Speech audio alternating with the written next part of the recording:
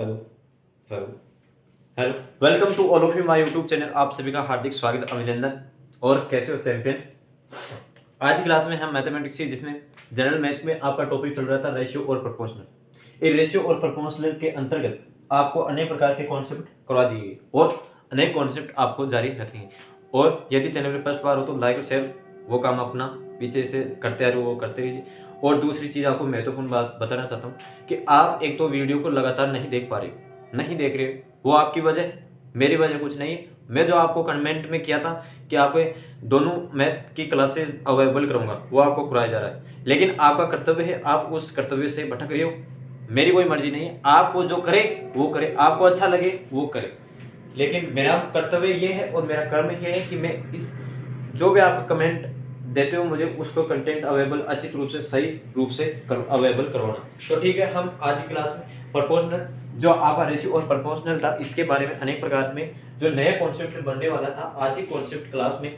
आज के जो आपके पात्र थे उससे यानी अनेक प्रकार के बर्तन जो एक मिश्रण के रूप में मिला के कितने प्रकार के मिश्रण को तैयार करके जो नया पात्र बनता है या नया मिश्रण बनता है उनको किस प्रकार से रिलेटाइज किया जाए, इसके प्रकार के क्वेश्चन करेंगे। देखिए क्वेश्चन पढ़ते उस पर ध्यान दीजिए कि किसी गिलास में दूध व पानी का अनुपात, किसी गिलास में दूध व पानी का अनुपात 2:3 है, जबकि दूसरे गिलास में यह अनुपात 7:3 है, तो इन दोनों को किस अनुपात में मिलाया जाए ताकि नए मिश्रण में दूध व पानी का अनुपात किस अनुपात में हो जो आपके 1:1 में बराबर विभाजित करता हो। देखिए क्वेश्चन क्या है और क्वेश्चन को एक बार फिर से पढ़ने की मैं रिवाइज करता हूं कि किसी गिलास में दूध है पानी, आपके पास है दूध और पानी, मिल्क और वाटर। इसमें पहले गिलास वाले का अनुपात है, पहले वाले गिलास का अनुपात है 2:3 और दूसरे गिलास में यहाँ देखिए कि दूसरे गिलास में यह अनुपात 7:3 है और दूसरे गिलास में आपका दूसरा गिलास है उस पात्र के अंतर्गत 7:3 है, 7:3 है। तो इन दोनों गिलासों को किस अनुपात में मिलाया जाए, इन दोनों गिलासों को किस अनुपात में मिलाया जाए ताकि मिलाए जाने वाला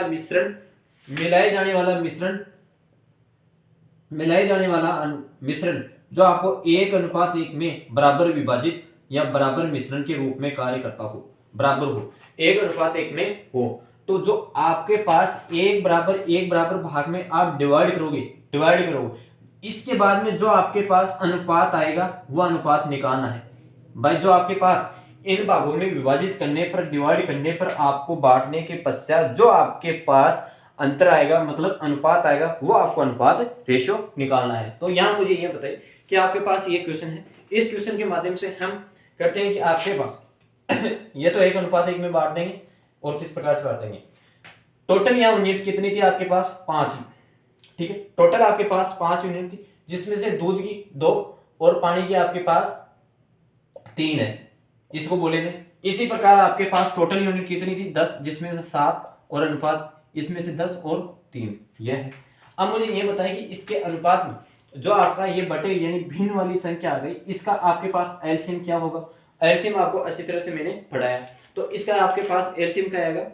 और आपको पहले क्या देखा था कि आपके पास जो मिल्क और वाटर किस अनुपात में मिलानी चाहिए, 1:1 में, ठीक है, 1:1 में मिलने चाहिए। तो टोटल मात्रा इसकी 2 हो गई, तो 1/2 और इसमें 2/1, 1/2। यह अनुपात आपके क्या था जो आपको किस अनुपात में मिलाया जाए, यह आपका अनुपात था। तो मुझे ये बताइए कि आपके पास यहां आपका एलसीएम कितना हो जाएगा 10, यहां आपका एलसीएम कितना हो जाएगा 10 हो जाएगा। इसी प्रकार यहां भी आपके पास एलसीएम 10 हो जाएगा, यहां भी आपके पास एलसीएम 10 हो जाएगा, ठीक है।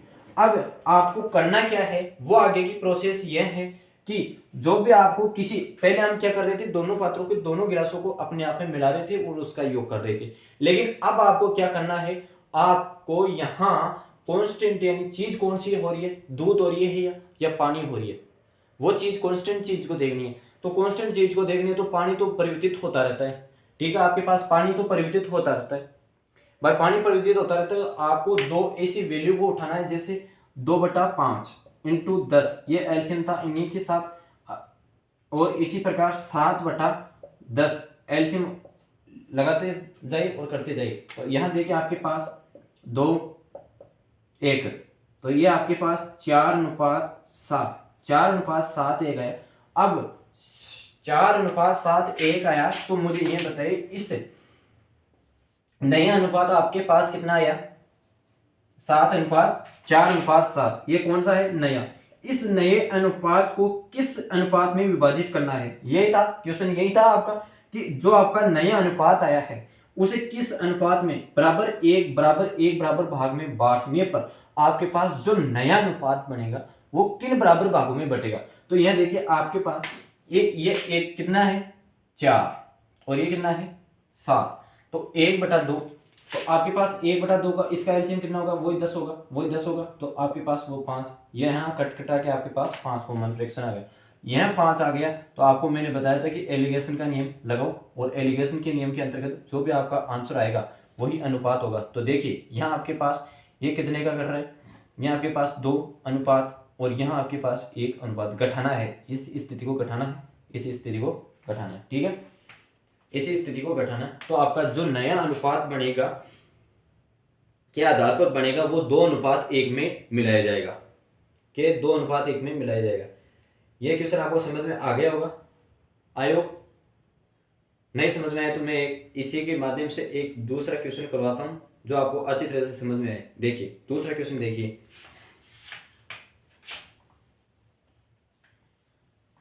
यहां देखो आपको मिल्क और वाटर, आपको जो भी पहले क्या कर रहे थे, बराबर कर रहे थे हर चीज को, कॉन्सेप्ट को, लेकिन यहां आपके पास किस चीज, आपको उस चीज को पकड़ना है जो कांस्टेंट हो रही है, ठीक है, और वो परिवर्तित नहीं हो रही है, उस चीज को देखना है। यदि आप दोनों से लगाते हो, अलग अलग लगाते हो, यहाँ और कोई दूसरा रूप नहीं है, आप वाटर भी ले सकते हो और मिल्क भी ले सकते हो, दोनों तरीके से वाटर वेन्यूएशन को दोनों तरफ से ले सकते हो। तो देखिए अब क्वेश्चन करते हैं इसी के माध्यम से। 2 गिलासों में ए व बी में मिल्क और वाटर का अनुपात क्रमश 2 और 3 और 5 और 7, 2 और 3 और 5 और 7 दोनों को किस अनुपात में मिलाया जाए ताकि आधा दूध किस अनुपात में मिलाया जाए, किस अनुपात में मिलाया जाए ताकि आधा दूध हो। तो आधा दूध होगा तो आधा पानी होगा, सीधी सी बात है कि आधा दूध है तो आधा पानी होगा। ये क्वेश्चन के माध्यम से, मैंने नहीं बोल रहा, ये क्वेश्चन के माध्यम में बोल रहा, ये क्वेश्चन बोल रहा कि आपके पास आधा दूध होगा, किस अनुपात में बांटा जाए, जो आपका आधा दूध हो, तो आधा दूध होगा तो आधा पानी होगा, ठीक है। तो यही आपके पास वही 1/, वाली संख्या, ये जो आपका शुरुआत में कार्य करेगा, ठीक है, जो लास्ट के अंतिम चरणों में काम करेगा। तो अब देखिए यहाँ आपके पास जो आपको शुरुआत में कितने अनुपात दे रखा था, शुरुआत मिल्क वाटर में अनुपात कितना दे रखा था, शुरुआत मिल्क और वाटर के अंतर्गत जो आपको अनुपात दे रखा था उनके अनुसार देखना। पहले पात्र में आपको अनुपात दे रखा था 2 और 3, यानी 2 अनुपात और 3, और दूसरे अनुपात में आपको 5 और 7, ये बी पात्र है, ये ए पात्र है, ठीक है। इस ए पात्र में 2:3 दे रखा है, बी पात्र में आपको 5 और 7 दे रखा है। तो मुझे ये बताइए इसकी टोटल मात्रा कितनी हुई आपके पास? 5, 2, 3, 5, 5, 12, क्यों हुई? टोटल मात्रा 12 है ना, 7, 12, ये मात्रा इसके बराबर हुई। तो आपको उठाना क्या है, एक तो इस संख्या को उठाना और इस संख्या को उठाना, दोनों चीजों को उठाना। दोनों चीजों को उठाओगे तो आपके पास देखो 2/5 और 5/12, और यहाँ आपके पास कितने थे? 1/2। क्यों रहा 1/2? क्यों रहा? जो कोई आपका मिल्क वाटर था वो 1/2 में, यानी आधा पानी है आधा दूध है, तो दोनों का आधा आपको प्रश्न में दे रखा है, तो आगे रहा होगा। तो यहाँ आपके पास एलसीएम कितना आ रहा है, यहाँ आपके पास एलसीएम देखिए कितना आ रहा है,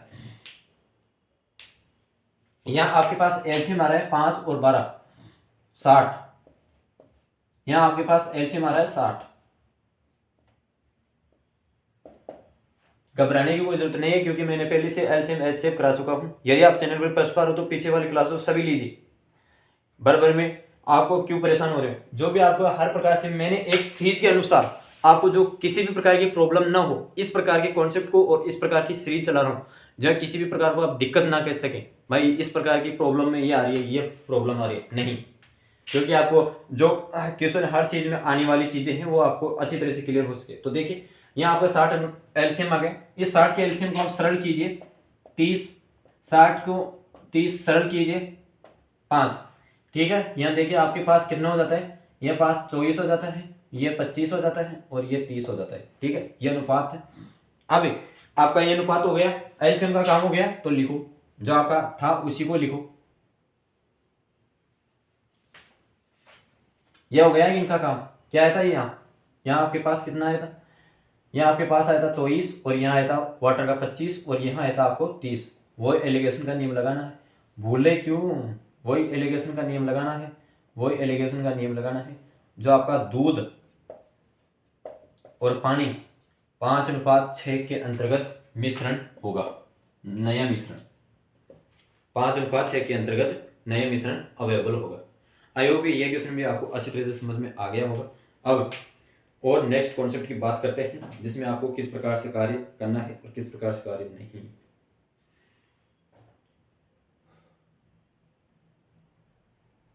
दिमाग खा जाते हैं यार ये।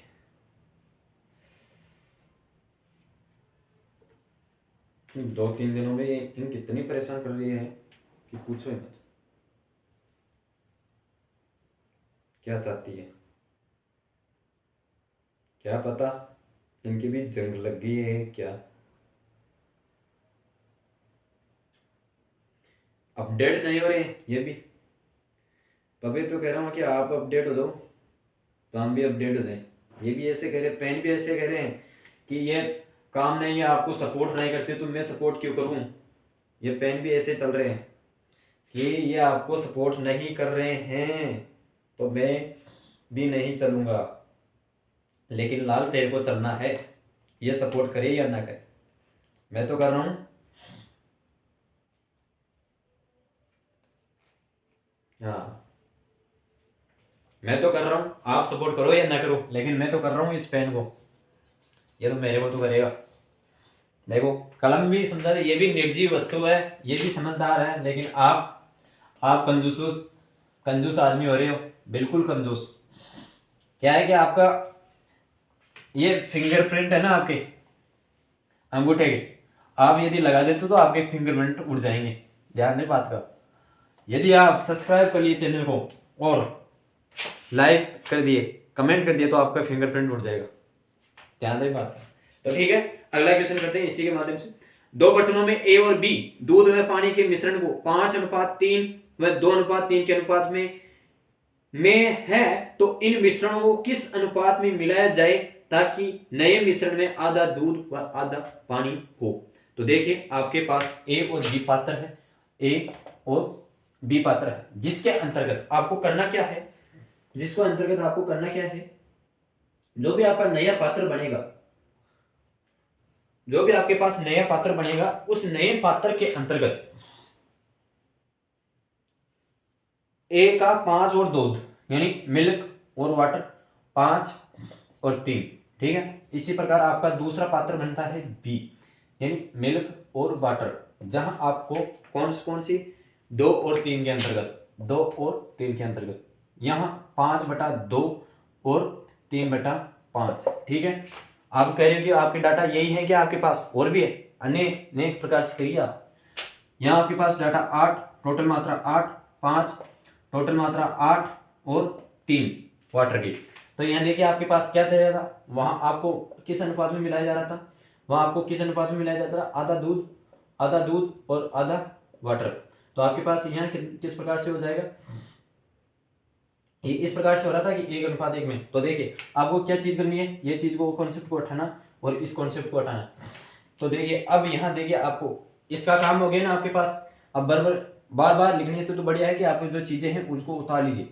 क्वेश्चन क्या था, 2 बर्तनों में ए और बी दूध में पानी मिश्रण 5:3 है, दूसरे अनुपात 2 और 3 अनुपात में है, तो इन मिश्रणों को किस अनुपात में मिलाया जाए ताकि नए मिश्रण में आधा दूध और आधा पानी हो। तो ठीक है, अब क्वेश्चन इस प्रकार से होगा। आप इस डाटा को मिटा दीजिए, आपका यहाँ 1/2 है। अब देखिए नया मिश्रण किस प्रकार से बनते हो और किस प्रकार से हम करते हैं। तो आपके पास क्या था, मिल्क भाई नया मिश्रण आपके पास यही होगा ना, अब सॉरी ए और बी 5/8 और 2/5 था, कितना था 5, और यहाँ आपके पास एलसीएम, तो यहाँ देखिए एलसीएम कितना आ रहा है, इसका एलसीएम आपके पास कितना आ रहा है 5 और 8 2, एलसीएम कितना आ रहा है 40, 20 8 5, इस प्रकार से रखने चाहिए आपके भी, ठीक है। तब मानूं कि एलसीएम की आप क्लास ली है 50 25 16 और 20, एलिगेशन का नियम लगाओ, एलिगेशन का नियम लगाओ 4:5, तो आपका जो नया मिश्रण है, नए मिश्रण का अनुपात, नए मिश्रण का अनुपात ए और बी पात्र में 4:5 होगा, यही ऑल राइट आंसर होगा। अब नेक्स्ट क्वेश्चन करते हैं इसी पर आधारित, जो आपका इस पर आधारित है, इसमें आपको नेक्स्ट कॉन्सेप्ट आ जाता है यहाँ,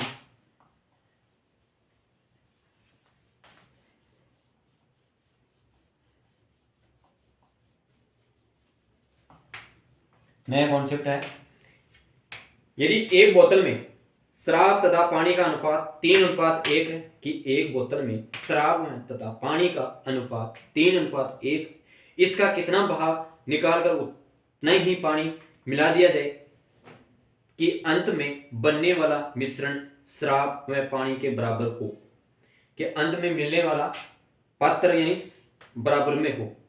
अब देखिए क्वेश्चन क्या है, फिर से एक बार पढ़ना चाहूंगा कि एक बोतल में शराब तथा पानी का अनुपात 3:1 है, इसका कितना भाग निकाल दिया जाए।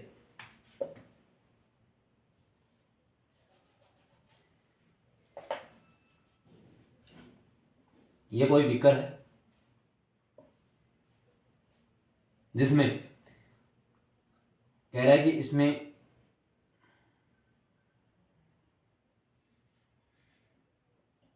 शराब है और पानी है, इसमें कितनी शराब तो निकाली जाए और उतना ही इसमें पानी डाला जाए। यदि इसमें एक फिक्स शराब है, इसमें भाई आपके पास शराब की मात्रा फिक्स है, इस शराब की मात्रा फिक्स है, वहां दूध की मात्रा क्या थी, फिक्स थी ना, पीछे वाली क्लासों में दूध की मात्रा क्या थी, फिक्स थी, चेंज क्या हो रहा था, पानी हो रहा था वाटर। पिछले वाले और इससे पिछले वाली क्लास में क्या था कि आपके ड्राइड फूल, जहां आपके सूखे मेवे, सूखे मेवे वो फिक्स थी ना भाई, कितने चेंज हो गया, कितने परसेंटेज चेंज हो गया, मतलब आपको जो चीज फिक्स दे रही थी उनके आधार पर क्वेश्चन करना है, ठीक है। यहां आपके पास शराब फिक्स है, इसकी मात्रा फिक्स है,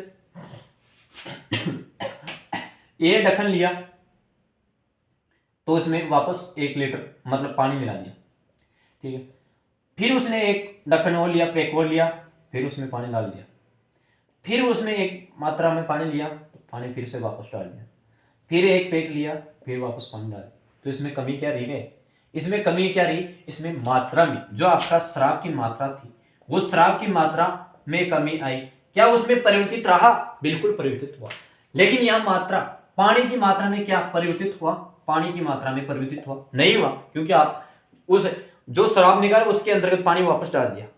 अरे आपके पास एक कांस्टेंट निश्चित संख्या दे दी कि आपके पास शराब है, इस शराब के अंतर्गत जो भी कांस्टेंट ड्रिंक है, इस ड्रिंक के अंतर्गत आपने एक पैक बनाया, फिर पैक वापस डाला, फिर पैक बनाया, फिर आप वाटर वापस डाला, तो उसमें कांस्टेंट क्या है, इसमें तो शराब है, लेकिन वहां परिवर्तित चीज क्या हो रही है, आपके पास पानी परिवर्तित हो रहा है। इस प्रकार के क्वेश्चन को किस माध्यम से किया जा सकता है, यह आपको समझाने का मैं कॉन्सेप्ट है, जिसमें आपको यह पूछ रहा है कि इसमें इतने भाग में मिला दिया, दूसरे भाग में उतने मिलाया, तो उसने तीसरे जो नया मिश्रण बनेगा, इसका जो अलग से एक नया मिश्रण बनेगा, नया पात्र बनेगा, उसमें दूध, उसमें वाटर और शराब की मात्रा क्या रहेगी, यह अनुपात है इसमें, ठीक है। अब ये हम नेक्स्ट करते हैं इसी पर आधारित,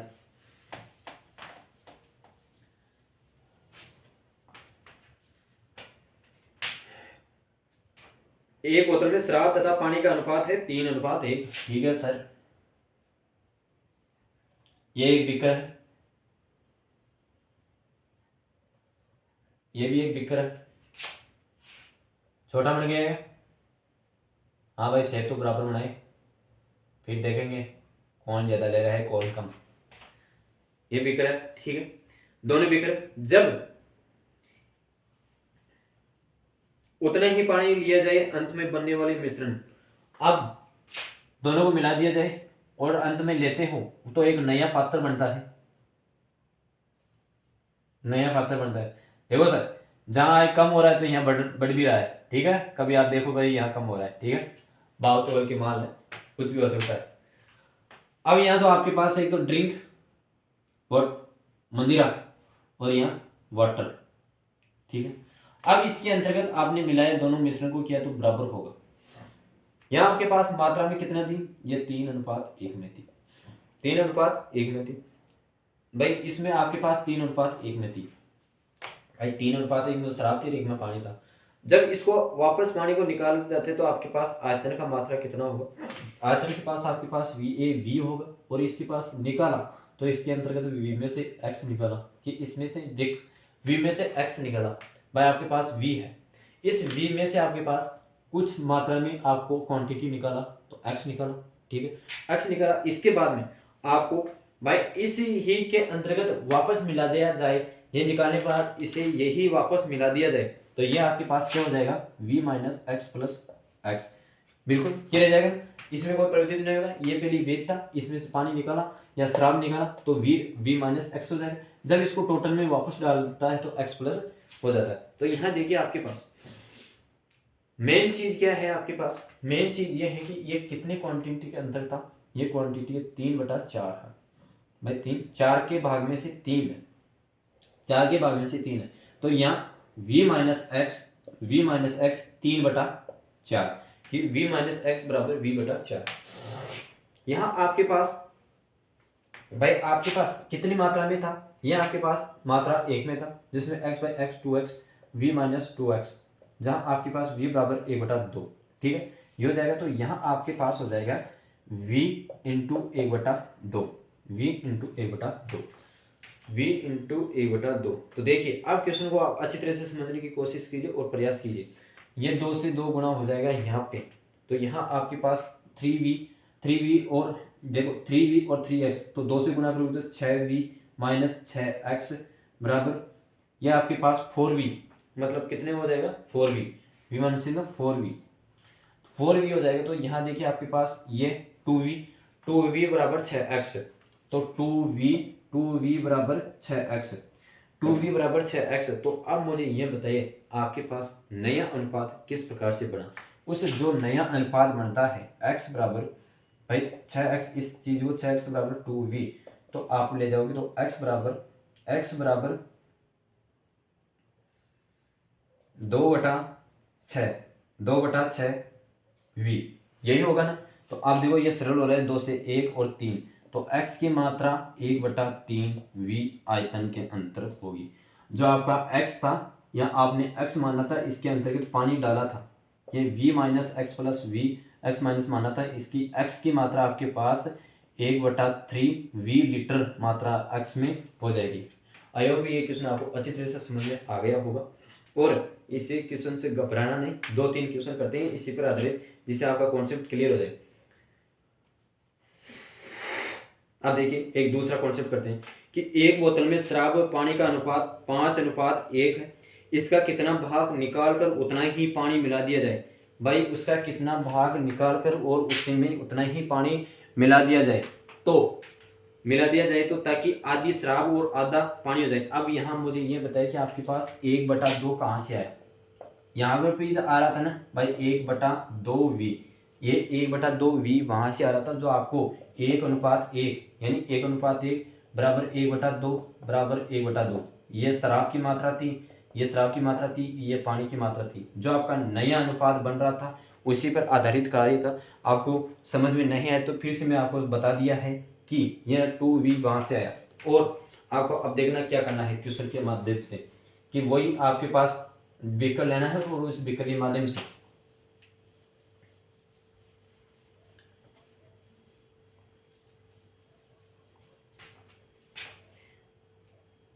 अनुपात कितना है, अनुपात है आपके पास 5:1, तो कितना होगा टोटल, टोटल मात्रा 6 और कितनी 5/6, ठीक है भाई 5/6। शराब है, पानी है, कोई भी हो, XYZ होगा। और आदि, आधा दूध, अरे सॉरी आधा आधा आधा भाग है, ये भी पानी का है, ये भी शराब का है जो आपके प्रश्न में दे रखा है वो, तो 1/2 बराबर 1/2, ठीक है। इस प्रकार से क्वेश्चन करना है। मैंने बताया था कि v माइनस एक्स बराबर 5/6 बराबर 1/2v, इस प्रकार का ये क्वेश्चन है। तो इस प्रकार के क्वेश्चन को आपको समझना है कि v माइनस एक्स 5/6 बराबर 1/2। अब इस समीकरण को आप बराबर में करते रहिए, 5x 5v बराबर 2v। और इस क्वेश्चन को और भी आसान में देखते हैं तो ये आपके पास 3 आ जाता है, ठीक है, 3v आ जाता है। तो 3v आ जाता है तो देखिए आपके पास 5v माइनस 5x बराबर 3v तो 2v, यानी यहाँ आपके पास कितना हो जाएगा 2v बराबर 3x, 2v बराबर 3x। भाई 5v से 5v ये यहाँ घटा तो आपके पास 2v तो ये रह गया, 2v ये रह गया, तो आपके पास ये 5 बच गया ना, कहाँ चेंज कर दिए तो क्या 5/5 2v बराबर 5/x। तो अब देखिए मुझे यहाँ आपको x की मात्रा निकालनी है, भाई x की मात्रा निकालोगे तो आपके पास देखो इस प्रकार के क्वेश्चन में आपके पास यहाँ चेंज परिवर्तित आ जाता है। तो 5x बराबर 2v, तो x बराबर आपके पास 5/2, 2/x का मान नीचे चला जाएगा तो 5/v। तो आपका जो भी आयतन का मान अनुपात होगा, टोटल वाली मिश्रण का अनुपात, जो आपकी शराब और उसका पानी का मिश्रण, नया मिश्रण बनेगा, उसका अनुपात आपके पास आ जाएगा, x का मान आ जाएगा 2/5v, 2/5v भाग 2/5v भाग। अब इसी के माध्यम से एक तीसरा क्वेश्चन करते हैं कि दो धातुओं में जिंक व कॉपर तथा तांबा का, जिंक कॉपर तांबा को बोलते हैं, 2:1 तथा 4:1 है। दोनों धातुओं को किस अनुपात में मिलाया जाए, दोनों धातुओं को किस अनुपात में मिलाया जाए ताकि नई धातु के जिंक कॉपर का अनुपात 3:1 हो, है यह है। अब देखो यहाँ एलिवेशन का नियम लगेगा फिर से। यह क्वेश्चन समझ में आ गया ना आपको अच्छी तरह से। और अगर इसमें कोई भी आपको प्रॉब्लम हो तो आप मुझे कमेंट बॉक्स में कीजिए। ये कमेंट है ना, ये आपके क्वेश्चन सोल्व करने के लिए होता है, जो भी डाउट है उनकी पूछने के लिए आता है, ना कि आपके देखने के लिए। अब देखिए कि आपके पास दो धातुओं में जिंक व कॉपर है, दो धातु है जिंक और कॉपर, जिंक और कॉपर तथा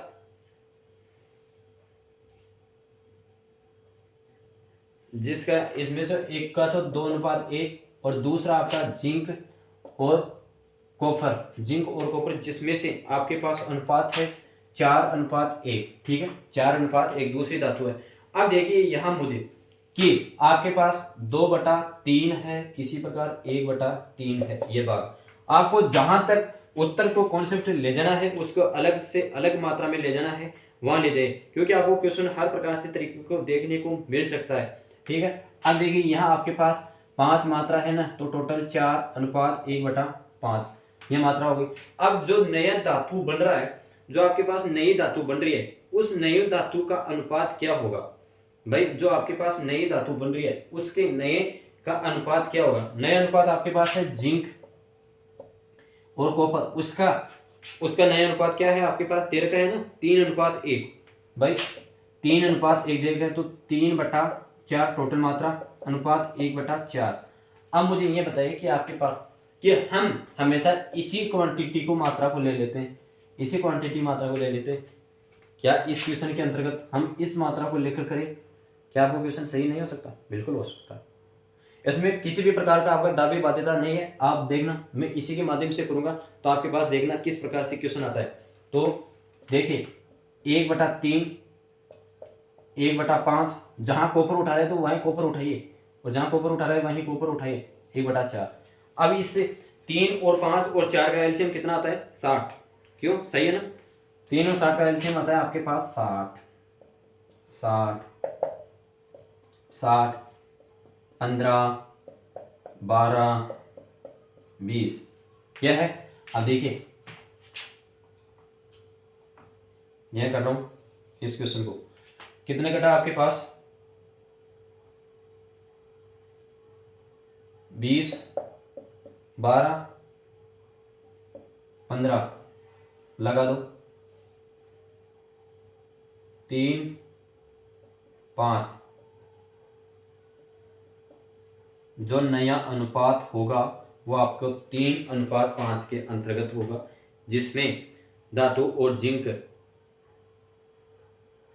इन दोनों धातुओं को आप मिलाओगे 3:5 में मिलाओगे, 3:5 भाग में मिलाओगे, तो आपके पास जो नया अनुपात बन रहा था वो नया अनुपात कौन सा है, वो नया अनुपात आपके पास 3:1 है। ठीक है, आई होप कि यह क्वेश्चन आपको अच्छी तरह से समझ में आ गया हो।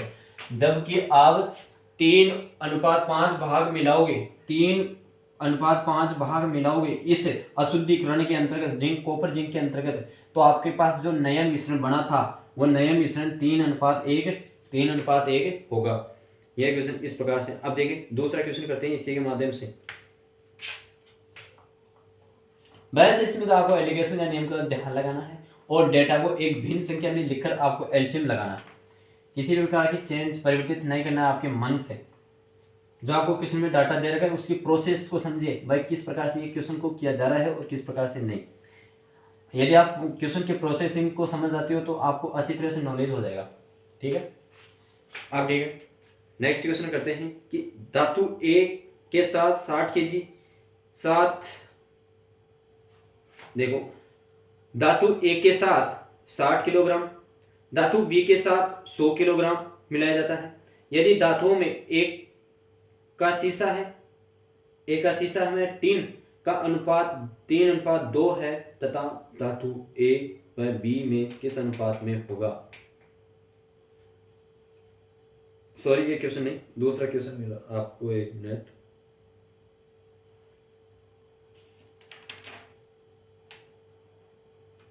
ये क्वेश्चन है, धातु ए है जिसके साथ 60 किलोग्राम, कोई आपके पास धातु ए है, ए और बी, जिसमें 60 किलोग्राम और एक 100 किलोग्राम। ठीक है, 60 किलोग्राम एक 100 किलोग्राम, जिसमें अगर ए वाली धातु आती है जिसमें शीशा और टीन है, 60 किलो है जिसमें शीशा और टीन है।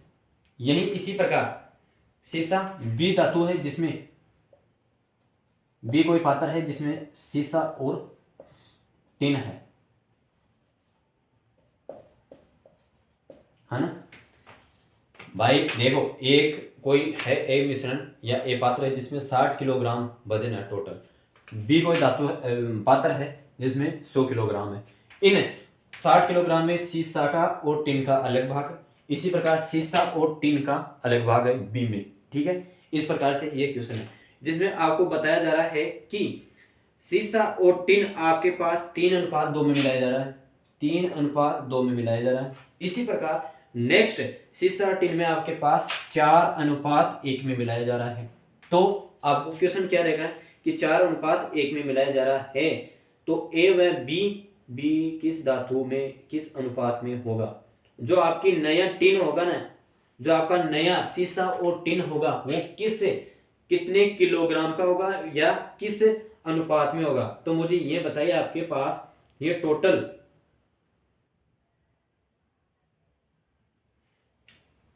ये आपके पास टोटल कितनी यूनिट हुई, 5 यूनिट। 5 यूनिट बराबर कितने किलोग्राम है, 60 किलोग्राम। 60 किलोग्राम, तो एक यूनिट निकालने के लिए आपके पास क्या करना पड़ेगा, 60 5 तो 12।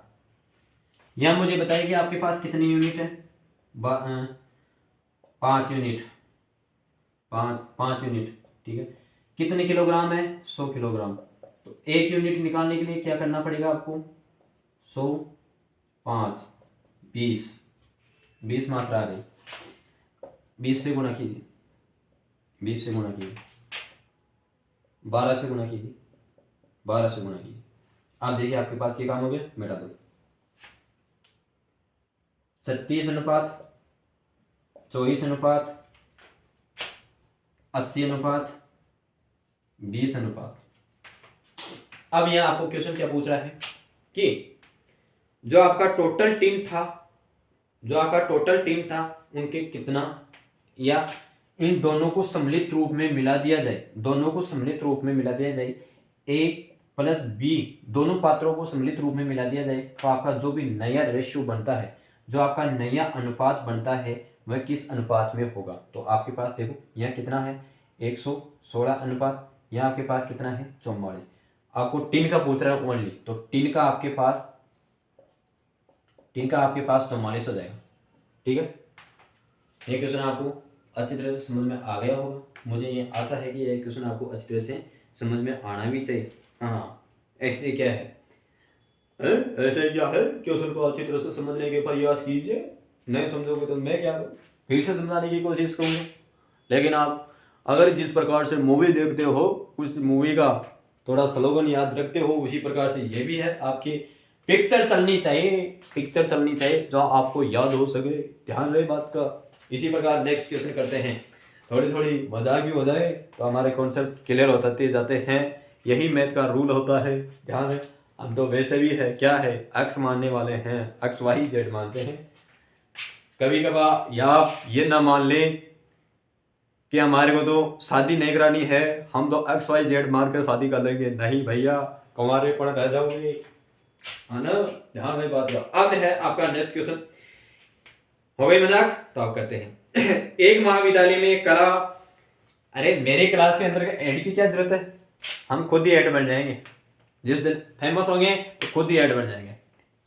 अब देखिए, एक महाविद्यालय में कला, वाणिज्य और विज्ञान में अध्ययन करने वाले छात्रों की संख्या का अनुपात है 3:5:8 है। यदि विभागों की छात्रों की संख्या क्रमश 20%, 40%, 25% की वृद्धि हुई है, तो अब इन विभागों में छात्रों की संख्या क्या होगी। ठीक है, ये क्वेश्चन है।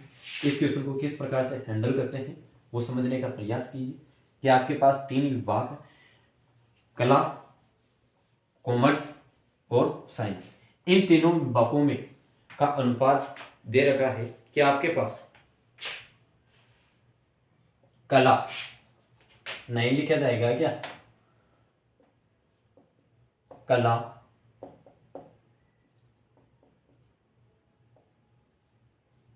वाणिज्य, विज्ञान, हाँ, जिसमें अध्ययन करने वाले छात्रों की संख्या का अनुपात कितना है, 3:5:8। यह कौन सी है, छात्रों की संख्या का अनुपात।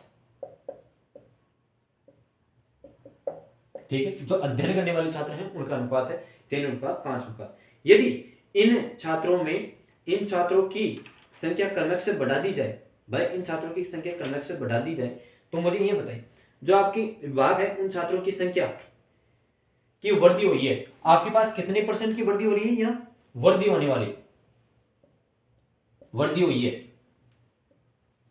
संख्या में, छात्रों की संख्या में वृद्धि हुई, कितने % की वृद्धि हुई है यहाँ पे आपके पास, 20, 40, 25 के 20%, 40% और 25%, यह आपके पास वृद्धि हुई।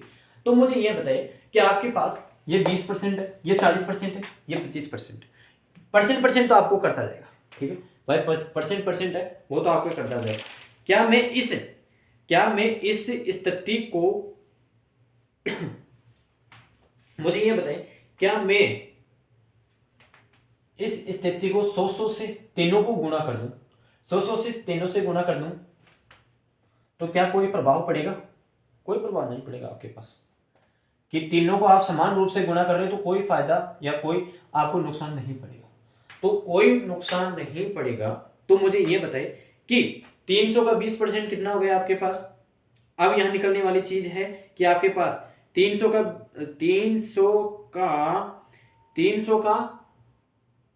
20% कितना हुआ आपके पास, 300 का 20% कितना हुआ है, 300 का 20% आपके पास हुआ 320, तो 60%। इसी प्रकार 500 का 40% कितना हुआ आपके पास? 500 का 40%, भाई 500 का 40% 200।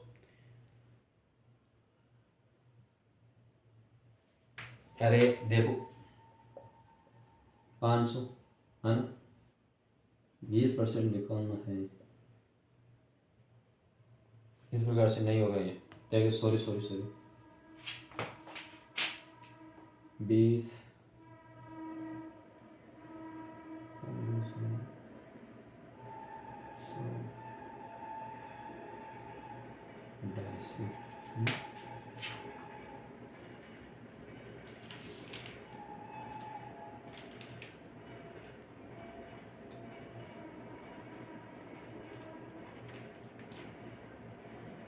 टोटल यूनिट कितनी हो रही है यार, यहाँ कुछ प्रॉब्लम हो रही है।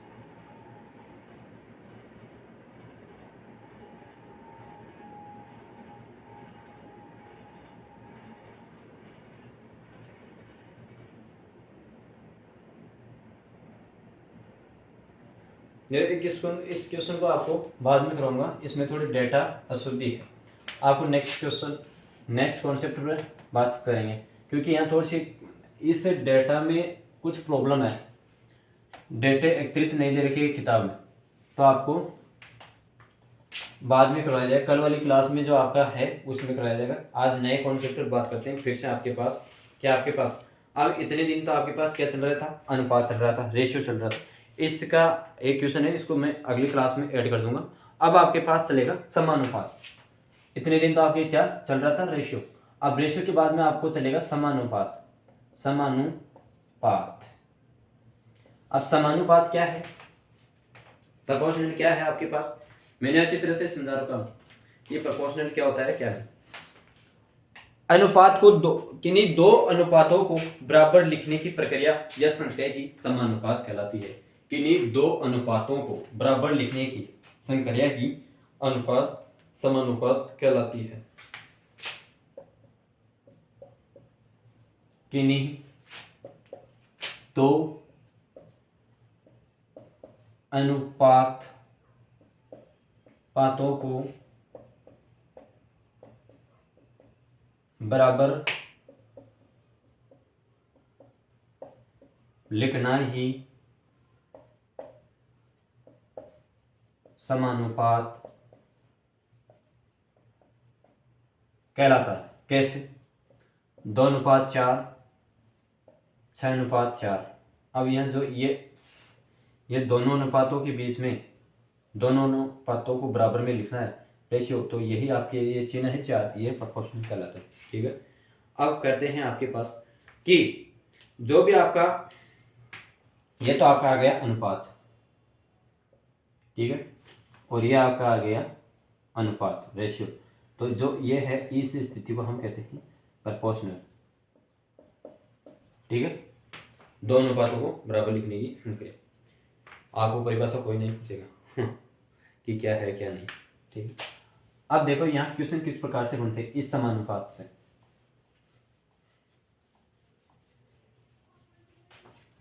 क्वेश्चन बनते हैं कि आपके पास A अनुपात B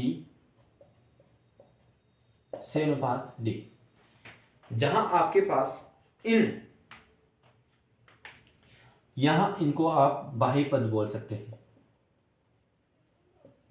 बाह्य पद। ठीक, यहां बाह्य पदों का गुणनफल होगा, बाह्य पदों का गुणनफल बराबर आपके पास जो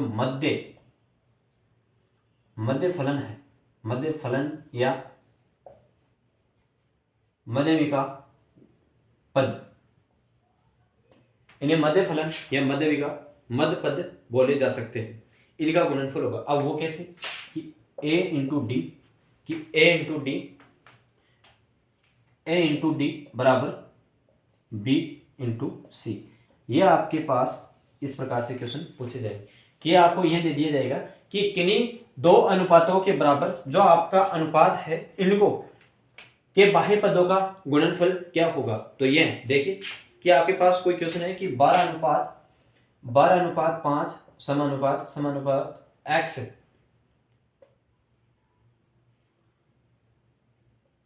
24 अनुपात x। ये है कि 12:5 समानुपात 24 बराबर x की x। अब मुझे ये बताइए कि आपके पास क्या कह रखा था कि आपका क्वेश्चन है कि इसमें समानुपात यानी बाह्य पदों का गुणनफल निकालिए, इस x का मान निकालिए। तो आप क्या करोगे कि 12 इंटू एक्स। क्यों? क्योंकि बाह्य पदों का आपके पास ये था। अब यहां देखिए आपके पास कि जो आपका मध्य गुणनफल है उसको निकालिए 5 इंटू 24, 5 इंटू 24। अब 5 इंटू 24 का गुणनफल कितना होता है वो आप अच्छी तरह से समझ गए होगी कि x का मान निकालना है तो 5 इंटू 24 और ये 15 डिवाइड में तो 2, तो आपके पास 10 आ जाएगा। यहाँ x का मान आपके पास 10 आ जाएगा। यहाँ x का मान आपके पास कितना आ जाएगा? 10 आ जाएगा। आई होप कि ये क्वेश्चन, ये मेथड आपको समझ में आ गया होगा कि आपके पास इस प्रकार की समीकरण दे दिया जाए तो इसमें आपको बाह्य पद या मध्य पद पूछ लिया जाए तो इस प्रकार से निकाल सकते हैं। a into D, A D अनुपात बराबर समानुपात सी डी, जहां आपको ए डी जो ए डी है उसके और बराबर बी इंटू सी। अब इस समानुपात के अनेक प्रकार के भाग होते हैं, उनके अनुसार समझने की कोशिश कीजिए कि वह कौन कौन से भाग होते हैं वो समझिए। देखो यहां आपके पास आता है कि एक दूसरा फैक्ट इंपॉर्टेंट कि मध्य अनुपात क्या होता है। अब मध्य अनुपात क्या होता है? क्या? मीन प्रोपोर्शनल मध्य अनुपाती मध्य अनुपाती क्या होता है? मीन प्रोपोर्शनल क्या होता है? अब आपको ए वह बी का मध्य अनुपाती बताना है। ए वह बी का मध्य अनुपाती बताना है तो ठीक है कि ए अनुपात एक्स बराबर ए अनुपात बराबर एक्स इंटू जो आपका ये है ना, ये इसे हम मध्य अनुपाती बोलते हैं, ये मध्य अनुपाती बोलते हैं। तो ए व बी का मध्य अनुपाती क्या होगा? एक्स। तो यहां देखिए आपके पास क्या हो जाता है कि x इंटू एक्स बराबर a इंटू बी, तो एक्स स्क्वायर बराबर ए बी है ना। तो x का मान निकालने के लिए हम इसको क्या कर देते हैं? अंडर रूट वर्ग निकाल देते हैं ए बी, ठीक है। रूट एक्स बराबर ए बी आ जाता है, रूट ए बी बराबर एक्स बी आ जाता है। अब यहाँ आपके पास क्वेश्चन आता है कि 9 और 16 का मध्य अनुपाती क्या होगा? 9 व 16 का मध्य अनुपाती क्या होगा? क्या करना है हमारे को? तो मध्य अनुपाती करना है भाई, मध्य अनुपाती निकालना है तो आपके पास करना क्या है? 9 इंटू 16, तो इसका कितना होता है? 3 इंटू 4, यानी टोटल आपके पास मध्य अनुपाती हो गया 12। मध्य अनुपाती आपके पास हो गया 12, ठीक है। आपकी मध्य अनुपाती हो गया 12। 18 और 8 का मध्य अनुपाती कितना होगा? कि 18 व 8 का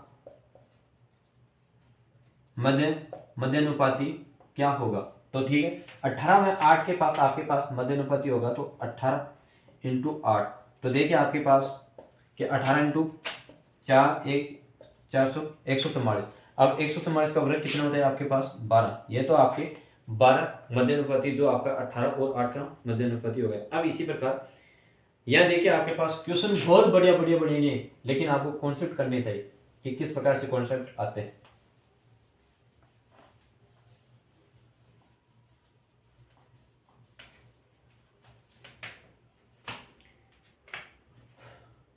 जीरो पॉइंट 0.32 का मध्य अनुपाती क्या होगा? ठीक है, 0.02 इंटू 0.03। अरे आपको ए मानना है, इसको बी मानना है। मैंने क्या बताया था कि आपको एक्स जो आपका है उसको ए बी करना है, ठीक है। तो आपके पास क्या बन जाता है? 0.64, 32 इंटू 2 0.64 हो गया। तो इसका 64 में क्या आ गया आपके पास? 0.8। ये क्या आ गया? मध्य अनुपाती आ गया, ठीक है, मध्य अनुपाती आ गया। अब इसी प्रकार 6 और 54 का मध्य अनुपाती कितना हो जाएगा? 6 और 54 का, 6 में 54 का मध्य अनुपाती, ठीक है, कि 6 इंटू 54, 6 चौका 24 है ना, 6 चौका 24, 6 पंजे 30, 30 1 31, 6 पंजे 30, 30 2 32, 324 किसका है? 18 का है, 18 का वर्ग रूट, 18 का। अब यहाँ मध्यानुपाती हो गया और बाह्य पद आ गया, इतने पद आ गया। तो अब यहाँ मुझे बताइए कि तृतीय अनुपाती क्या होता है। अब यहाँ आपके पास तृतीय अनुपाती देखना है, फिर आपको चतुर्थानुपाती देखना है। फिर इसी क्लास को यहीं समाप्त करते हैं, फिर कल चलते हैं पूरी समानुपात के बारे में।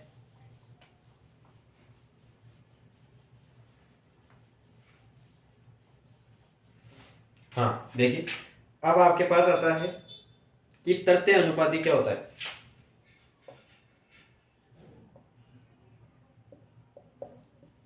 तृतीय अनुपाती ए अनुपात बी, बी अनुपात एक्स। तृतीय अनुपाती ए अनुपात बी समानुपात बी एक्स।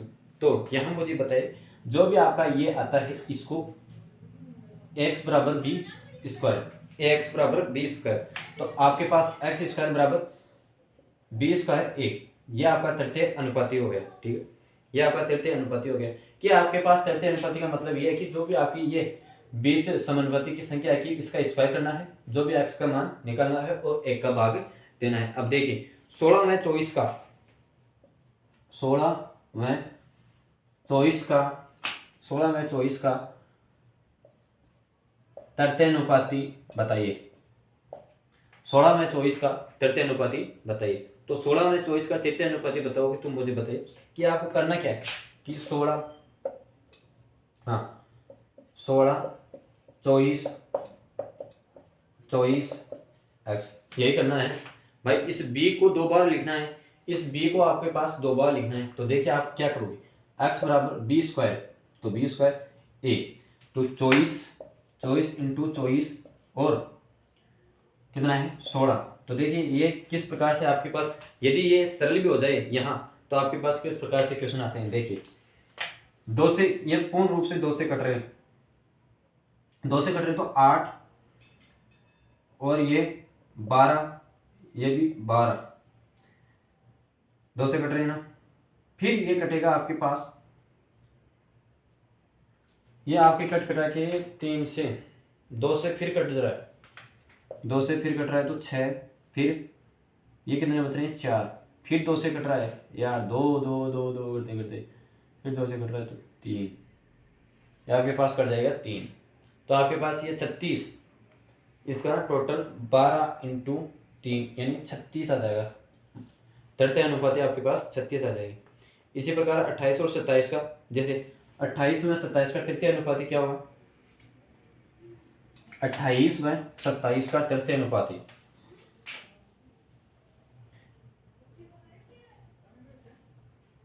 सॉरी हाँ 18 में 27 का तृतीय अनुपाती क्या करना है हमारे को, ए का स्क्वायर देना, बी स्क्वायर बटा ए, 27 इंटू 27 18, 27 इंटू 18।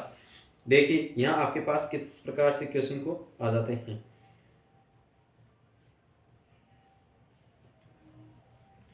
अब देखिए ये किससे कट रहा है,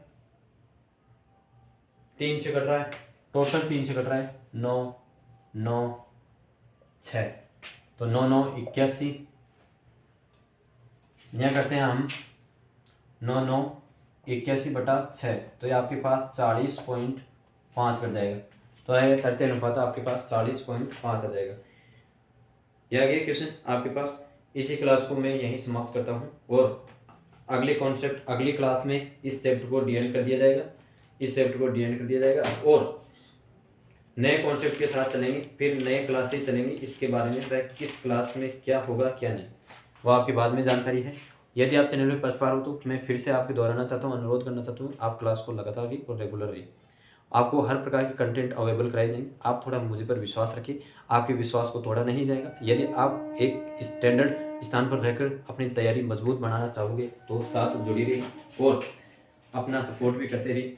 आपकी जो आपके ये फिंगरप्रिंट है ये मेरे काम आ जाए तो क्या बुराई थोड़ी है, इस फिंगरप्रिंट का थोड़ा यूज कीजिए। नहीं ये यदि इसको यूज़ नहीं करोगे तो आप किसी भी प्रकार की वैकेंसी भरोगे तो उसमें फिंगरप्रिंट काम नहीं आएंगे। ठीक है, तो जय हिंद और अपना ध्यान रखें, छोटे बड़ों का सम्मान कीजिए।